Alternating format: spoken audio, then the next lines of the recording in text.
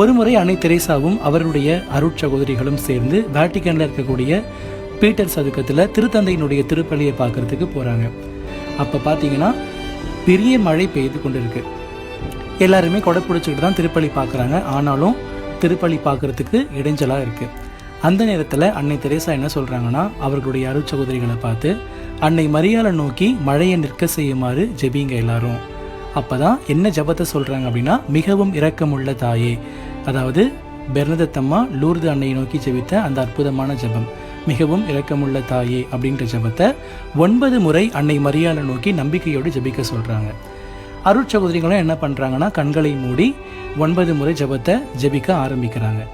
அப்போ அன்னை தெரேசாவும் அருட்சகோதரிகளும் சேர்ந்து ஜபத்தை சொல்லும் பொழுது முதல் முறை சொல்கிறாங்க மழை நிற்கலை, 2வது முறை சொல்கிறாங்க மழை நிற்கலை, 3வது முறை சொல்கிறாங்க பெய்த மழை இன்னும் அதிகமாக பெய்யுது.